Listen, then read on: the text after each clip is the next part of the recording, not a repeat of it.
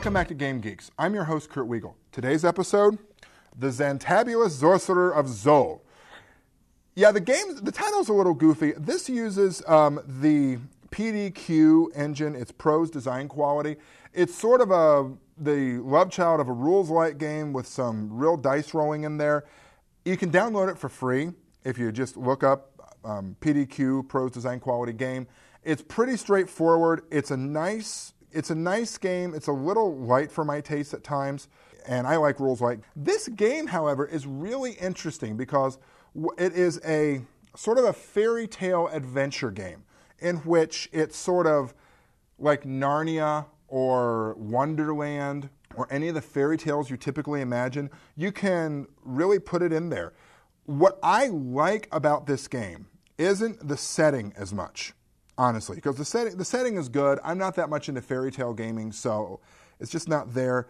There's a nice discussion on the nature of fairy tales, what they are, what the best way to make a game out of them is. This has been a real trend lately. There are a lot of fairy tale role-playing games out there. It's a genre that has not really been mined all that much that we're getting to. The world he made is pretty clearly based on Oz. And so instead of like Emerald City, you have Jade City. Everything's green in one area, purple, red, blue, yellow. It's nice that way, but what I like about this was it really is a good design model for how to build a very successful campaign.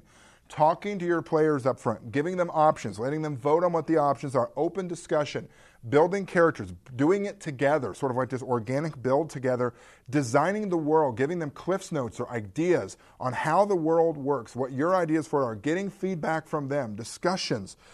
And then what's nice is he actually got his players that were involved in this to sort of give a feedback as the chapters went along, such that you could look into this and see, well, this was my point of view on it, this was my idea with making the character.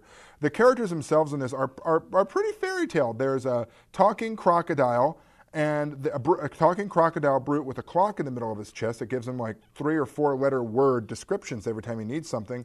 And then there's a wizard fencing gentleman pig who go around, and their main adversary through this adventure is essentially the big bad wolf.